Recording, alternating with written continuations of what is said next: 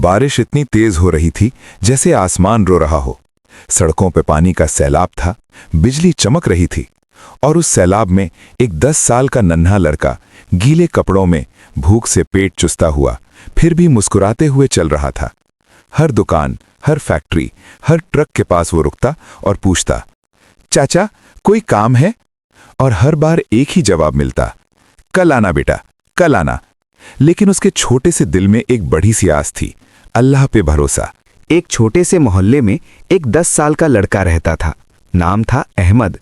उसकी अम्मी बहुत बीमार थी और अब्बू को 2 साल पहले अल्लाह ने वापस बुला लिया था। घर में सिर्फ रोटी और नमक का सवाल था। हर सुबह फज्र की अजान से पहले अहमद उठ जाता, छोटी सी झाड़ू से घर साफ करता, अम्मी को पानी पिलाता, फिर छोटी सी झूली कंधे पे डालकर सड़कों पे निकल पड़ता। चाचा कोई काम है? बेटा कल आना।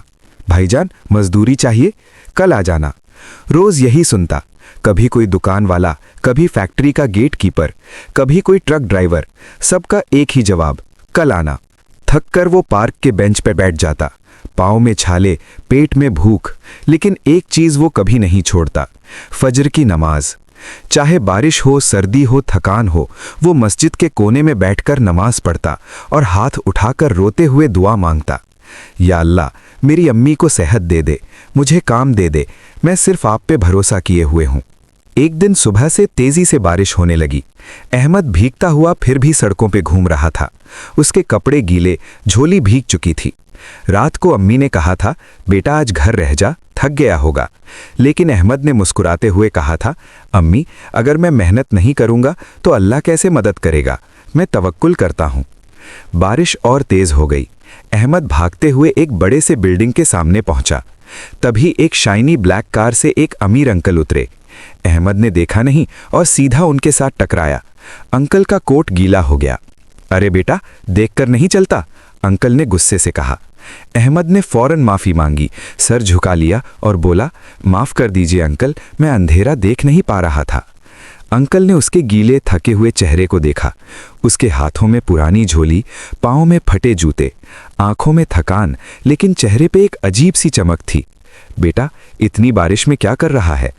काम ढूंढ रहा हूं अंकल, हर जगह कल आना कहते हैं। अंकल हंस दिए। तो आज क्यों नहीं घर चला गया? अहमद ने सीधा जवाब दिया, अम्मी बीमार हैं, अगर मैं आज मेहनत नहीं करूंगा तो कल खाना कैसे आएगा?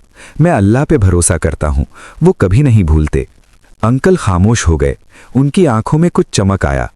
उन्होंने अहमद के कंधे पे हाथ रखकर पूछा, बेटा नाम क्या है तेरा? अहमद। चल मेरे साथ। अंकल अपनी फैक्ट्री ले गए। वहां पहुंचकर उन्होंने मैनेजर को बुलाया और कहा, इस बच्चे को फैक्ट्री में छोटा सा काम दे दो और उसकी स्कूल की फीस भी मैं भरूंगा। आज से इसका नाम रजिस्टर कर दो। अहमद की आंखें फैल गईं। वो रोने लगा। अंकल ये सच है? अंकल मुस्कुराए और बोले, बेटा आज तक मैं सोचता था कि पैसा ही सब कुछ है। आज तुझे देखकर समझ आया, असल तवक्कुल वो है जो थक कर भी हाथ नहीं छोड़ता। तूने मुझे याद दिलाया कि अल्लाह ही सबसे बेहतर प्लानर है। उस दिन से अहमद फैक्ट्री में काम करने लगा। सुबह स्कूल, शाम को फैक्ट्री। अम्मी की दवाइयाँ शुरू हो गईं, घर में रोशनी आ गई और अहमद हर नमाज के बाद शुक्र अदा करता, या अल्लाह आपने मेरे सब्र और तवक्कुल को कबूल कर लिया। मॉरल, अल्लाह सबसे बेहतर प्लानर है। जब इंसान मेहनत करता है, नमाज नहीं छोड़ता और पूरा भरोसा सिर्फ अल्लाह पे रखता है, तो वो कल आना वाली दुनिया को आज आ गया बना देता है। जैसे हज़रत इब्राहीम अलैहिस्सलाम ने अपने बेटे इस्माइल अलैहिस्सलाम को कुर्बानी के लिए अल्लाह पे भरोसा किया था, तो अल्लाह ने उनकी जगह दुम्बा भेज दिया। सब्र और तवक्कुल से हर मुश्किल ख़त्म हो जाती है।